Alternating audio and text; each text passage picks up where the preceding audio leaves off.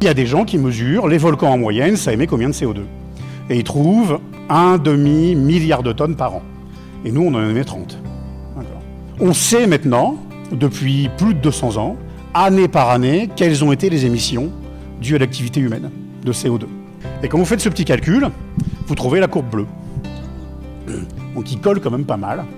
Et la différence, là, c'est la déforestation. La plante, c'est le mécanisme divin pour capter le CO2. C'est comme ça que ça fonctionne, que notre planète fonctionne. Or, dans ce mécanisme-là, comment se fait-il qu'on émette, que cette activité soit une émettrice de CO2 ?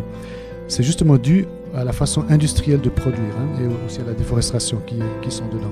Il est estimé depuis le début de la révolution industrielle que l'humanité a émis à peu près 624, à peu près ce qu'on appelle des gigatonnes de CO2.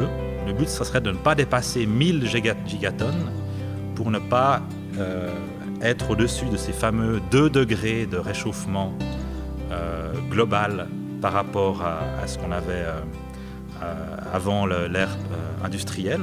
Qu'on émette du CO2 en Chine, en Europe, en Suisse ou ailleurs, ça ne change rien, il se répand partout. Alors ces concentrations, elles ont un impact dans l'atmosphère et puis sur toutes sortes de phénomènes météorologiques et climatiques à plus long terme. Le manque d'eau, pénurie d'eau, sécheresse, stress hydrique, irrégularité des pluies, baisse du rendement agricole due à plus de chaleur, moins d'eau, pluie irrégulière ou pas au bon moment. Et puis, bien sûr, les niveaux de la mer, on a vu un graphique avec la mer qui monte, devrait occasionner en tout cas à peu près 150 millions de déplacés supplémentaires, évidemment, si rien n'est fait. Il faut absolument qu'on arrive à aider les populations qui veulent sortir de la pauvreté, qui ont justement, de manière juste, le droit de le faire, les aider à le faire sans continuer à émettre autant que nous le faisons. Et donc il faut vraiment qu'il y ait des flux financiers, il faut qu'il y ait les énergies renouvelables soient extrêmement financées et poussées, surtout dans les pays du Sud, chez nous aussi, pour qu'on puisse permettre à ces pays de sortir, de se développer, mais sans émettre ou en émettant moins.